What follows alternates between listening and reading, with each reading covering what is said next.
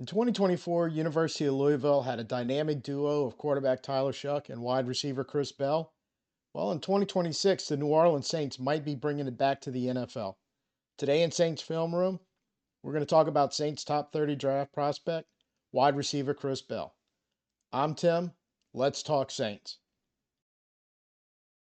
So, Chris Bell, wide receiver from Louisville, will be turning 22 years old over the summer. I think it's June. 6 foot 2 inches tall, 220 pounds. Played at Louisville from 2022 to 2025. So 4-year guy and a true senior. He didn't take a red shirt his freshman year, where he had 7 receptions for 105 yards. 2023, 29 receptions, 407 yards, 2 touchdowns.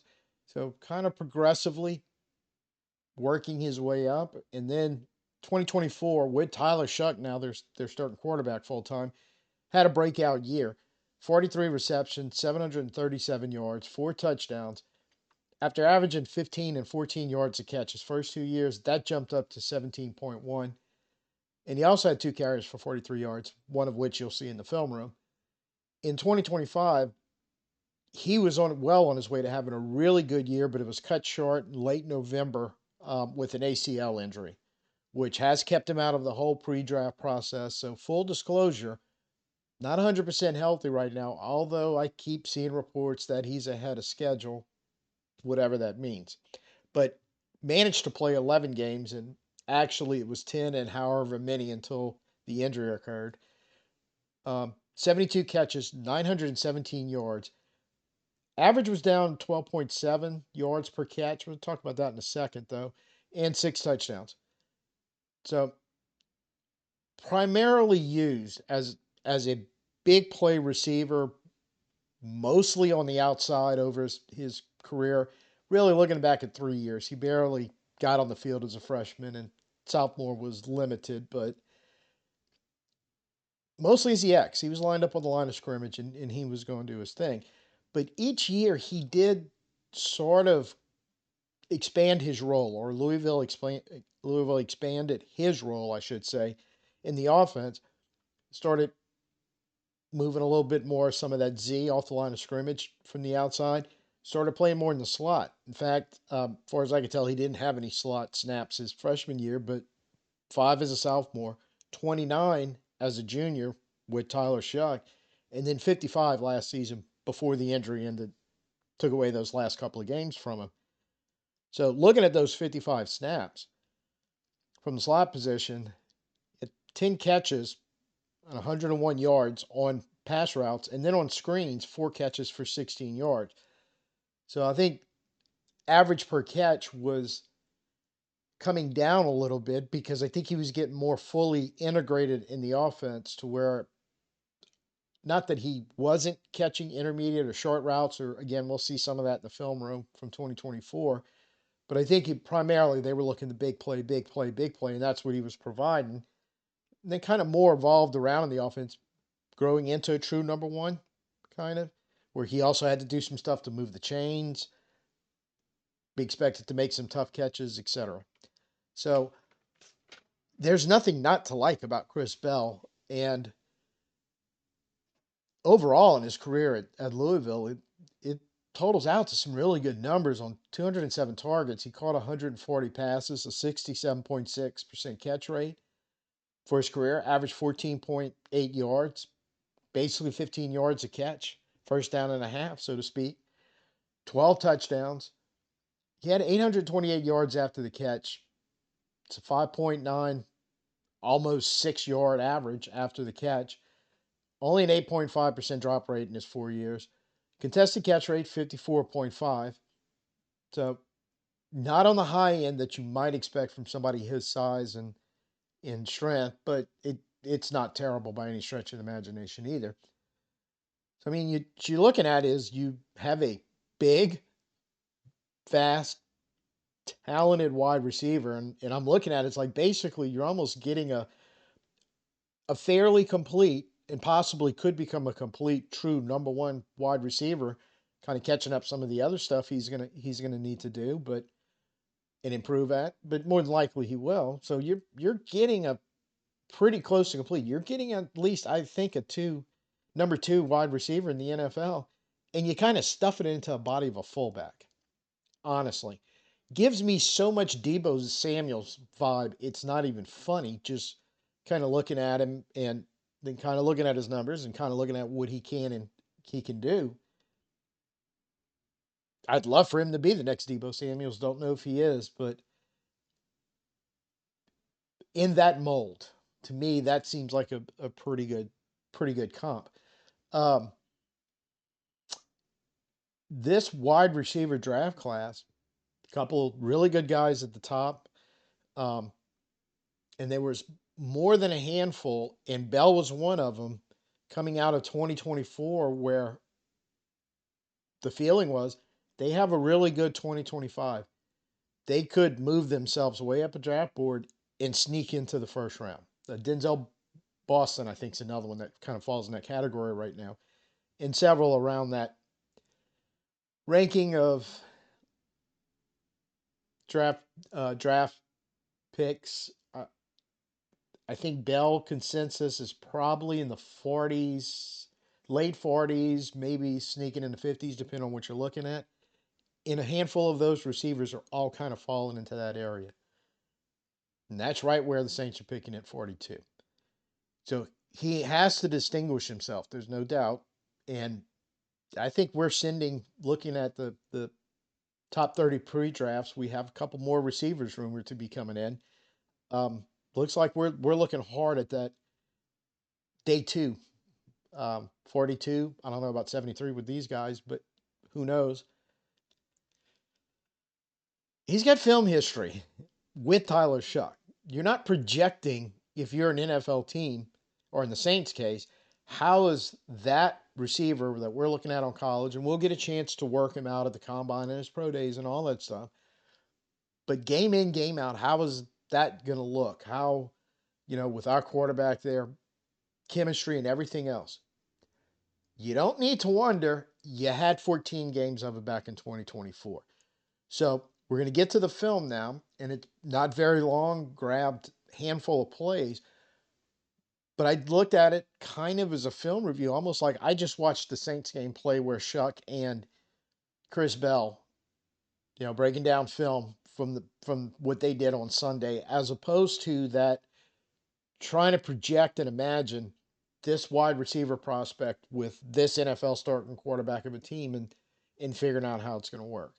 So that is one thing I think he's definitely got in his back pocket. And I'm sure he's got a fan in Tyler Shough. So very interesting. I don't think and I think a lot of fans were expecting. I kind of was that at some point you are going to hear some rumors, grumblings, whatever you want to call about it, the Saints being interested in Chris Bell, and it didn't really take too long after the combine or around the combine for that to start coming in. But being he was announced as a top 30, it's definitely picked up some steam. And there's a lot to like about him as a prospect, but there's a lot to like about watching him catch passes from Shough at Louisville. Let's take a look at it. Now, one thing I like seeing pop up in their film over and over, Shough and Bell had an understanding on time, on task, on target, pushing the ball down the field, but understanding most importantly where the space is going to be. Bell doing his good job to get there, Shough doing a good job anticipating it and giving him balls that he could go catch and make a play on. One thing I kept kind of seeing jump out at me watching film of Shough and Bell is they do seem to have a really good connection and read and recognition skills, whether you're talking about deeper patterns like on a slant and finding space between the corner and the safety, or a situation where quarterback and wide receiver recognize corner has inside leverage. There's going to be a real easy, quick out pitch and catch to space, giving a receiver the opportunity to get some yards after catch and make a play. Or basically recognizing that tight bunch formation, your speedy receiver is going to get a clean break off the line of scrimmage and be able to get himself on a one-on-one situation downfield where, hey, get the ball out there and again, let him go make a play. one-on-one situations, or in this case, quarters, where he's only going to have the corner, Shough is willing to throw the ball down there to let him go make a play. Something we saw last year with Shough with the Saints receivers, and right here getting interfered with, makes the one-handed grab for his quarterback. Now, although primarily an outside receiver for Louisville, can line up in the slot and still does a great job of finding space, and Tyler Shough finding him for a big gain, using motion to get him across the formation, try to get a mismatch, but quick and easy passes where he can use his side and speed advantage to break loose 65 yards after the catch. So nobody on the field could really deal with him. And yards after the catch is something that he can do very, very well. Looking at a 3rd and 9 right here, and they just set up a shallow cross by sending everybody else deeper to the opposite side of the field. Gives him the opportunity to catch it in space and pick up an additional 36 yards. And that's not counting, again, strength he has to break tackles and force missed tackles, still picking up yards after he makes a catch. From the outside, with his size and speed, can run the ball, good vision, splitting those defenders, able to get up the field, show that speed, and then still ability to make people miss and hard to bring down. The wide receiver class kind of sorts itself out as we're getting through the pre-draft process. I know, like right now, as I'm filming this, LSU's pro day is definitely going on. And I think it's one of about 6 or 7 that are going on today. So these things are going to kind of shake themselves out. I always had the feeling. I love Tate. I've made no mistake. I think, my opinion, he's the best wide receiver in this class.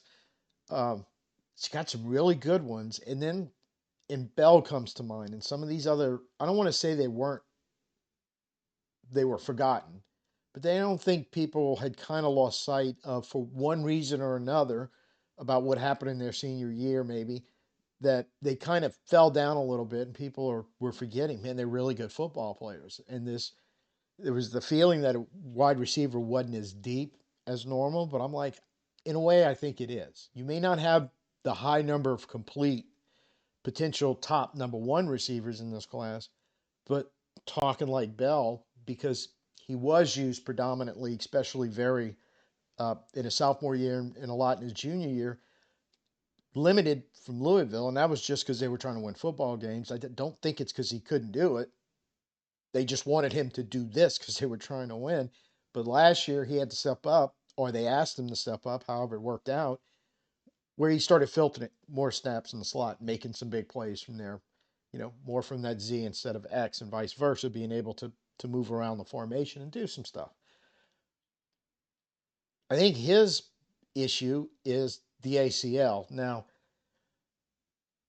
not that, look, I'm old enough to remember that in the day when an athlete recovered from an ACL and was able to return at the same level he or she was before the injury, that was a unicorn. It rarely happened. Now it's gotten to the point where it's kind of the opposite. Almost everybody makes that full recovery, and the few that can't, for whatever reason, is they're kind of the outliers a little bit. So I don't think anybody's got a concern about not being recovered from the knee, and they'll do their due process, I'm sure, medically, to make sure that they have as much information as possible about what kind of shape the knee's in. But I think the thing that sticks in the back of a lot of NFL teams' mind is you draft a rookie who's going to miss significant time, definitely doing your offseason program, OTAs, maybe bleeds into training camp. So how long are we going to have in the very limited time the NFL has to work with players in general, much less rookies, to get him acclimated? That will he even, be viable rookie year, or is he going to be just basically we're going to have to redshirt him? We won't see much from him, and have the process to get him ready for year 2. And different teams are going to look at that different ways. But one thing that gives the Saints an advantage, I think, either way is, again, as long as he is one of the high percentage of people that recovers and he's going to be good and ready to go, is it doesn't really matter to the Saints. Saints are finding themselves in a unique position building now, because we think we might be able to compete now, but even if we aren't, just keep building. And then we're building for the future. We're not all in having to win right now like we were in 2019 and 2020 that started this whole mess. So the fact that he's already played a year with your starting quarterback, some of the things you have to get, hey, our quarterback and receiver, they need time to work together to get chemistry. That's true. They've had a year together. They know each other. So from the Saints' point of perspective, it's like, man, if we get him back this year and we are in competition um, for a division title or a playoff spot, he works his way back and becomes involved in the offense, fantastic. If we don't, and if he doesn't, it doesn't matter. We're still looking forward. The reason why I bring this up, how NFL teams are going to look at it, and the Saints probably have a little better situation to work with than a lot of the other 32 teams or 31 other teams, is it's going to make a huge difference because I think he's a day two guy, but is he a second round day two guy or a third round day two guy? I I think he and a couple of these other receivers talking about in this area, they could be anywhere in there. And so I don't know if the Saints are looking at this as we need to take the receiver at 42 unless we get Tate, or if there's somebody they like better at 8, or we just going to kind of go best available, but make sure at some point we grab a receiver, meaning you might wait to see a pick at 73 because there'll probably still be a fairly good receiver share left at that point. So all in all, I've strong suspicion the Saints are walking out of this draft with a wide receiver. I really think that. I think they've sent a lot of signals that they are. Which one, don't know. But I would like to see more of these, even if it's not Bell for whatever reason, whether he's gone before we can draft him or we decide, Branch or Hurst or, any of those guys who are kind of in that area. That's the route we want to go. But I feel like there's going to be one taken. And so, like I said, there's a couple other guys. There's a slot receiver from North Dakota State. I saw a tweet that sounds like he may be coming in for a top 30. So I think they're taking a long look at receiver and just trying to figure out if they can slot a board depending on how the draft falls. They make sure they walk away with somebody who fits what they want to do, is a talented player that they'll be able to draft, even if they can't say, for instance, take Bell at 42 and he doesn't make it to 73. So, but all in all, just wrapped it up saying, I like Bell, but when we get down to this range, I like Branch and some of the stuff he can do. I like Concepcion, some of the stuff he can do, and it sounds like he may be sliding down a little bit. Um, Ted Hurst. There's several available out there that a team looking is going to look hard at and should be able to find a rookie to fit what they're trying to do, what their draft strategy is, what they're trying to accomplish. I think the Saints are in a really good opportunity to do that, Bell or no Bell. So, first time here, you like what you saw, please hit the like, share, subscribe. Welcome to the minimal Black and Gold Network, Let's Talk Saints podcast. Before you ask down in the comments, but go ahead if you feel like it again anyway. Uh, Changing stream service, a lot going on. So eventually I'll kind of have some of the bells and whistles and overlays and more stuff. But right now we're keeping it very basic, which this time of year is probably good. Hopefully we'll have everything up to speed by the time the draft rolls around in about 5 weeks or so. So appreciate you hitting any buttons that you can, promoting that algorithm. We keep dropping these, right now till something else comes along. Kind of just dropping these what we're hearing, what we're seeing going on with potential rookie draft picks, and just trying to talk about them. Maybe if I can find some film, because some I want to do, I can't find enough film on. But if I can find enough and put something up where we can say, hey, yeah, this is what we know about them. This is what the film looks like, and let's see how it's gonna turn out. Like I said, in about 5 weeks, and I'll have their videos, couple here and there, every time I do one of these that you can click on and go watch if you had missed it. So till I see you next time, I'm Tim. Peace out and who dat.